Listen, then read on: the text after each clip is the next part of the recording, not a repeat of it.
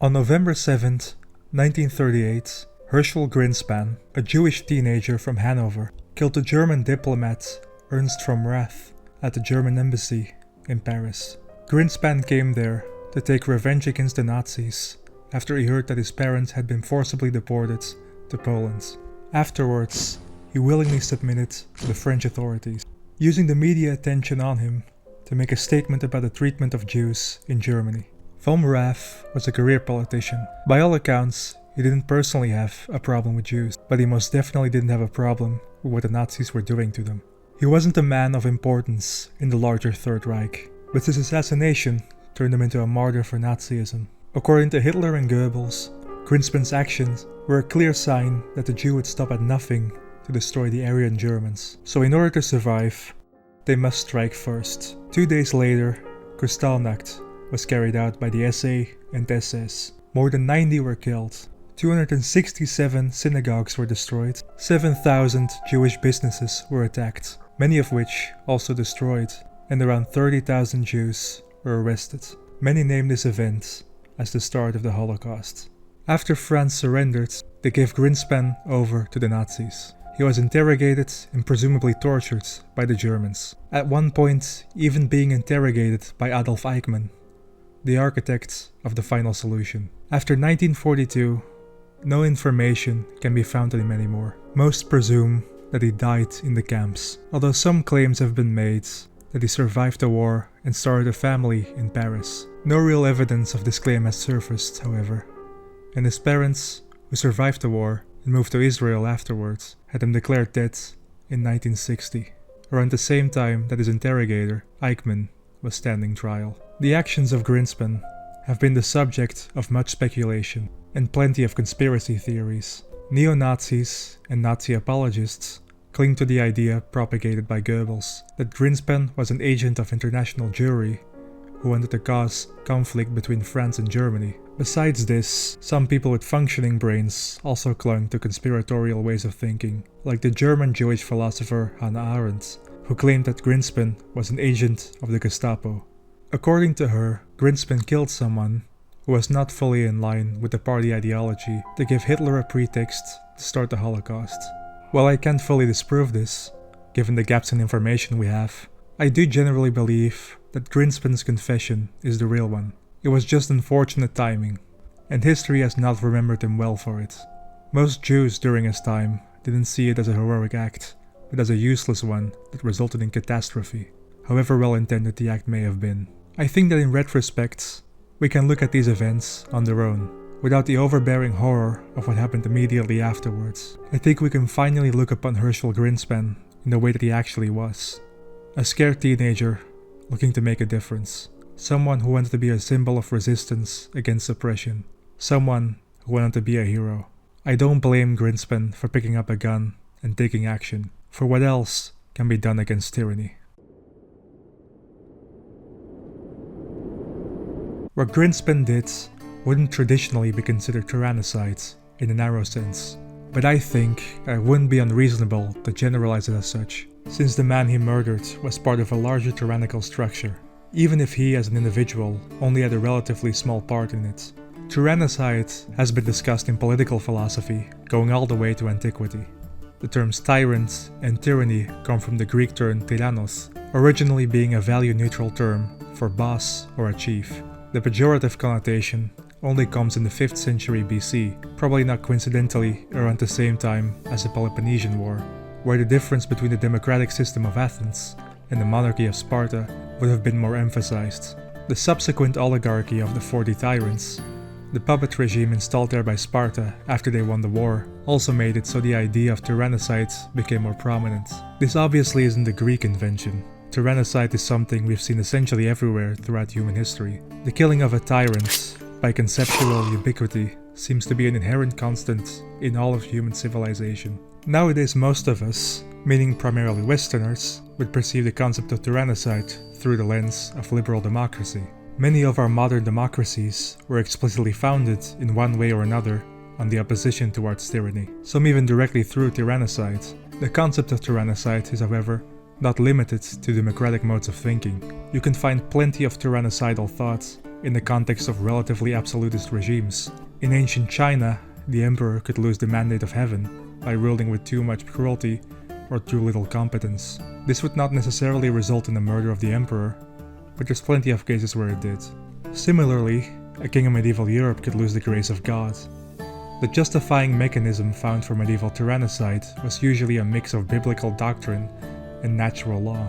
An example of this can be found in the philosophy of Thomas Aquinas, who argued that the princes of the earth were sent there by God to ensure common well-being, not to enrich themselves at the expense of others. Tyrannicide in this context is seen as a correction towards divine will. Through all of this, tyranny is perceived primarily as a spiritual disorder, a failing to adhere to a certain metaphysical preconstruction of what leadership is supposed to be. This changes in the framework of the philosophical liberalism of the Enlightenment. Under this paradigm, the people were the original of all power, and the ruler had a responsibility in the role of power that he inhabited to those people.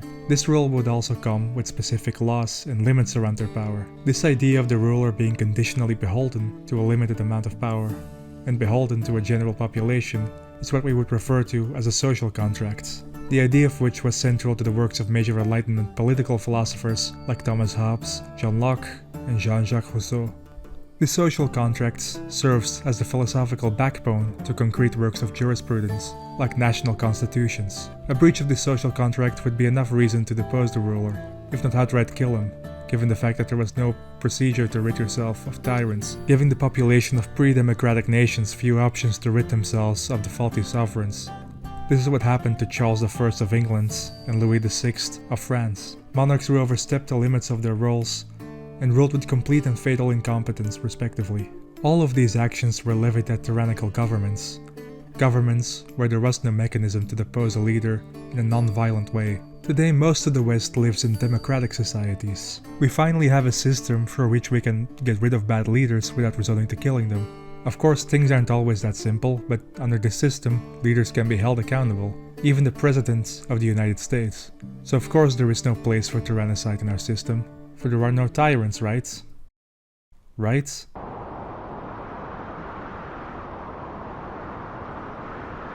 The 4th of December, 2024, 6:45 a.m. Brian Thompson is walking along West 54th Street in Manhattan. He's walking towards the New York Hilton Midtown, the largest hotel in the city, for an annual investors meeting of his company, United Healthcare. He joined the company in 2004, rising all the way to become CEO in 2021. Their parent company, United Health, is number 1 in their market, having a 15.3% market share of the American healthcare system, more than double that of Anthem at number 2. In 2023, Thompson was paid $10.2 million. His time as CEO was definitely not without some controversy. Allegations of insider trading, antitrust investigations, complaints from the Hollywood firefighters' pension funds. The list goes on. On top of this, Thompson had also recently been getting threats by people over the lack of healthcare coverage, which wasn't surprising as Thompson had backed the use of an AI that denied 90% of coverage. This is in the same country where more than 26,000 people die each year from a lack of healthcare coverage. For context, this is more than double the amount of people killed by the regime of Fidel Castro over the 50 years he was in power. On a year-by-year basis, more deadly for Americans than the Vietnam War, and responsible for almost 4 times as many American deaths in a single year as both of the wars in Iraq and Afghanistan combined. If the American healthcare system was a country, we would think of it in the same terms as Saddam's Iraq or North Korea. But of course, it isn't a country. Despite all the power that Brian Thompson has, and the responsibility he has in these deaths, he isn't held accountable. Social murder isn't a crime in the United States, or anywhere else for that matter, not in any meaningful sense. Thompson is also not in an electable position, so he can't be held accountable by losing his power. Not by his employees, not by the many clients he denies coverage to. Everything he does is perfectly legal, that's just how the system works. Healthcare is only given to those that earn it. Should have just been born better. The system is fine. Everything is perfectly fine.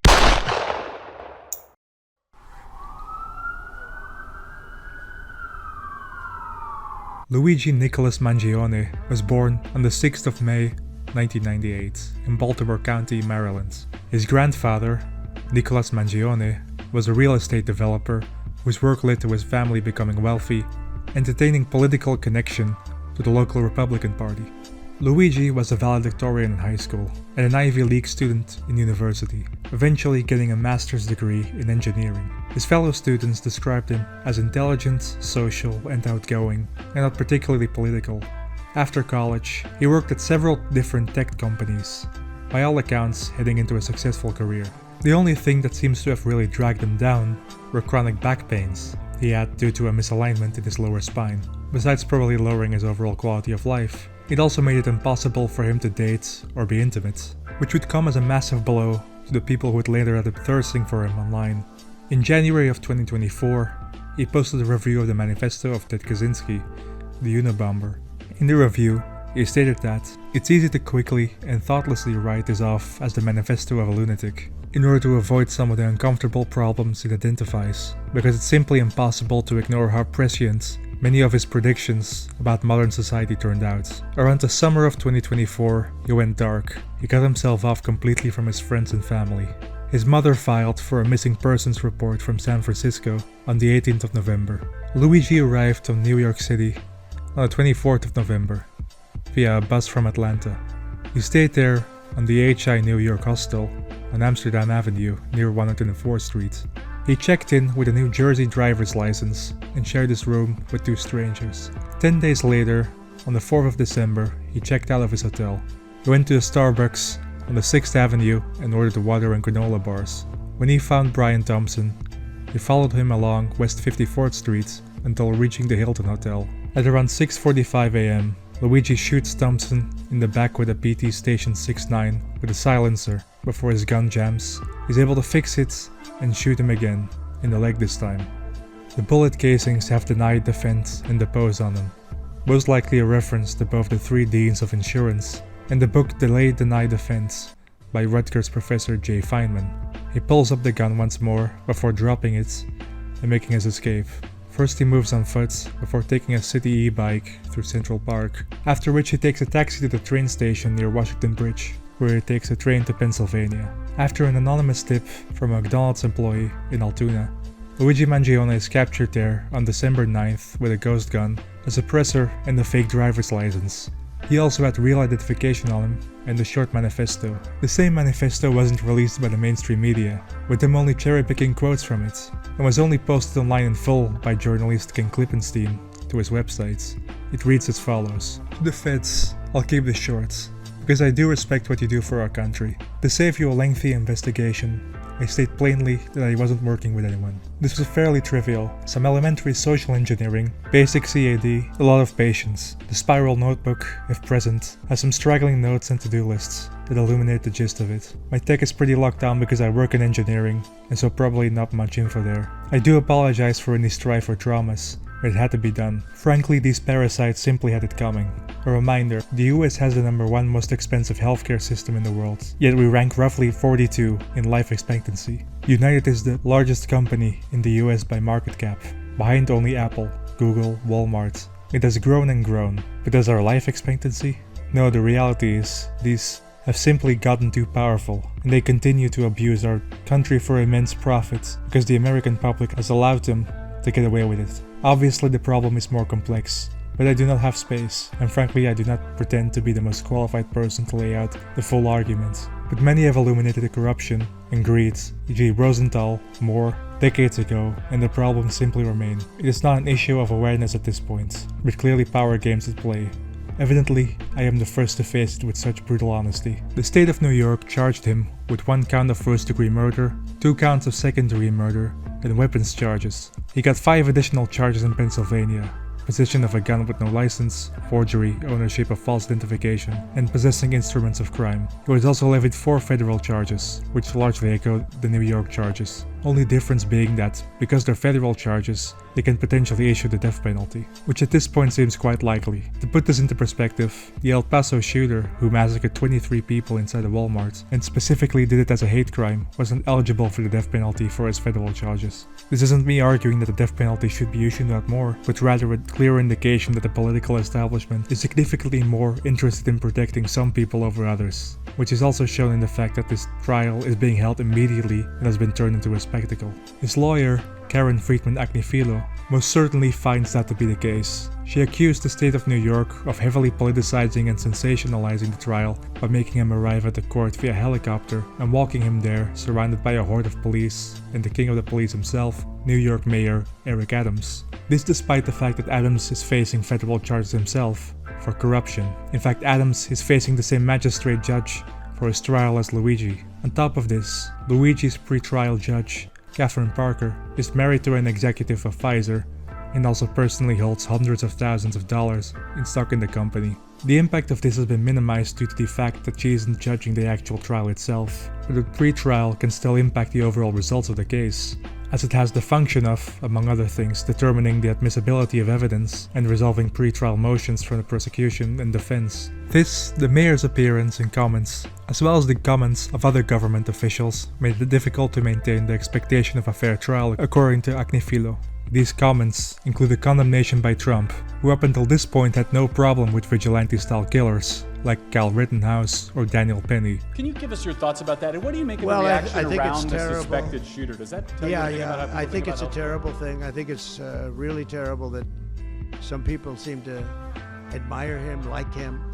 I wonder what the difference was about this case. So far, the only major things that have happened in the trial have been Luigi pleading not guilty and some courtroom sketches that made him look 30 years older for some reason. The trial is not really what I want to focus on, however, as the media response to this has been significantly more interesting.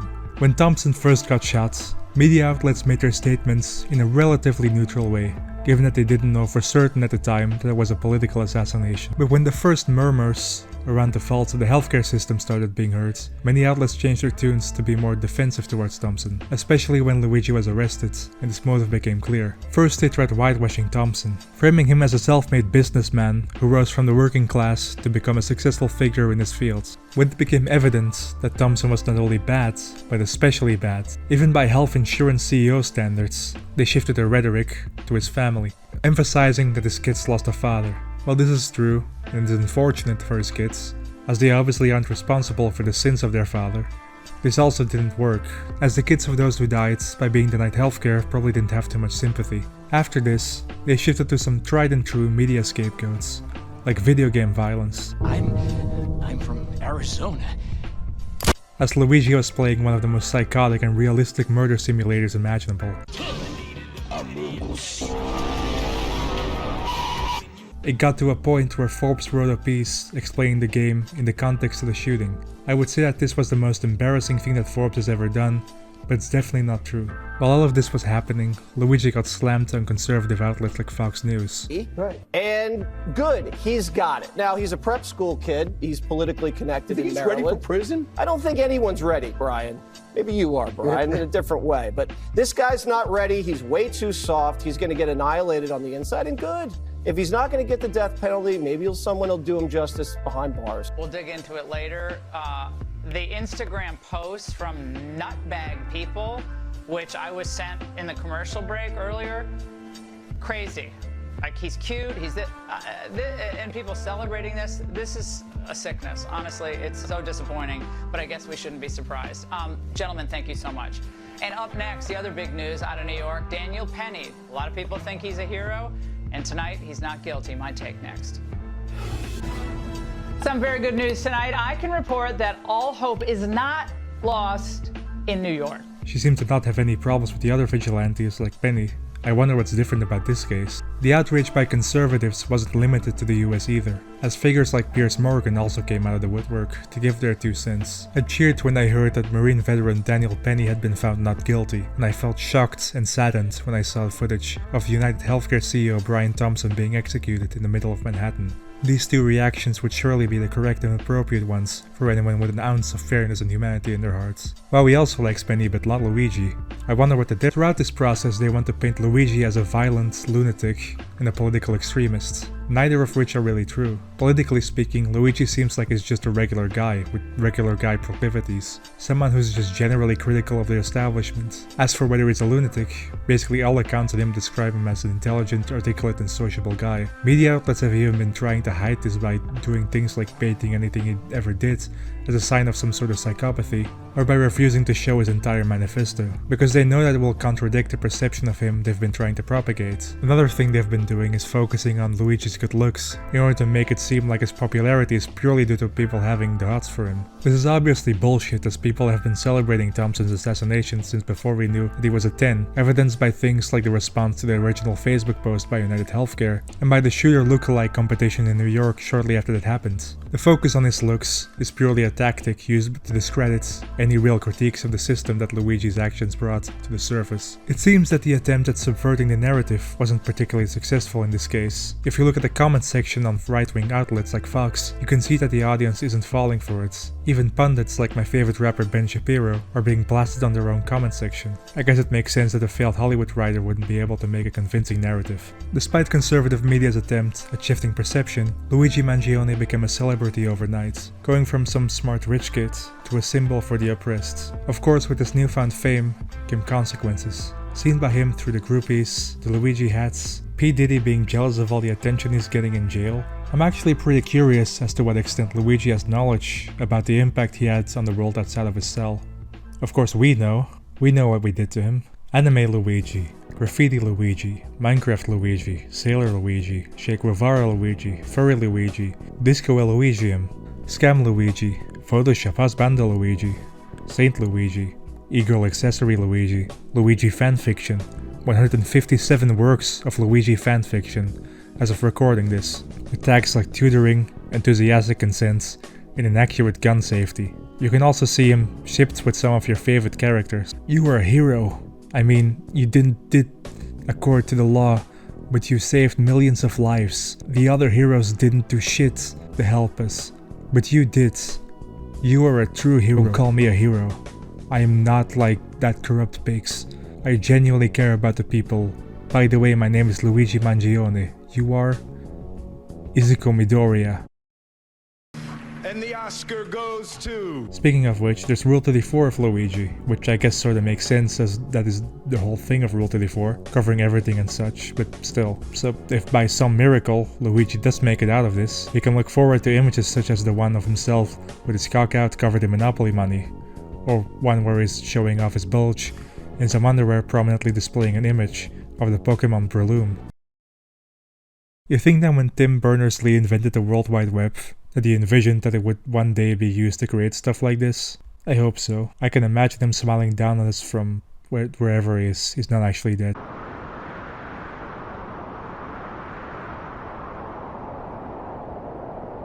So why do people connect so much with Luigi, and why is there such a huge difference between how the media sees him compared to the general public? Well, let's answer that second question first, since it's easier and the less interesting of the two. As I've very subtly hinted to before, the people who are most incensed by Thompson's murder are usually rich, very rich, and see this retaliation as a threat to them, as they are part of the same class as Thompson. And even if they themselves are probably not directly under any real threat, they still perceive this as a reminder of their own vulnerability. That's the direct reason. Indirectly, many of them also see this public veneration of Luigi as a threat of something they've been trying to suppress for decades: class consciousness. There's a lot of vested interest to keep the war in the realms of culture, so the economic interests of the upper class don't get threatened. On top of this, the culture war in and of itself has already become a very profitable business, with many relying on it to line their pockets. A war doesn't need to be fought with guns to have profiteers. To try and answer the first question, well, people are just done. People are done with what our society has become, with the underlying malaise that permeates all aspects of the system above us. What Luigi did is something that many have been waiting for years. Not necessarily murder. I don't think that people are quite so bloodthirsty, but some actual accountability. When Herschel Grynszpan was largely shunned by European Jews, it happened in the context of the 1930s, a time where meaningless violence had become the norm, to the point where almost any real resistance was seen as completely futile by many. And while history has largely absolved Grynszpan, the perception of individual action for political change as futile has largely retained its dominance, only being shaken slightly by a few exceptions in the following decades. We now live in a similar malaise as the 1930s, with political disassociation as an ever-looming threat towards the abyss. We have now gone through decades of inaction, decades of letting a small group of people mold our society to the rims, decades of slow decay. The response to Thompson's assassination has less to do specifically with healthcare, as much as it has to do with democracy. in the sense that there seems to be no system through which powerful figures like Brian Thompson can be held accountable. Beyond healthcare, we are seeing the same lack of accountability for the CEOs of fossil fuel companies or their lobbyists, despite the fact that the world is burning and drowning.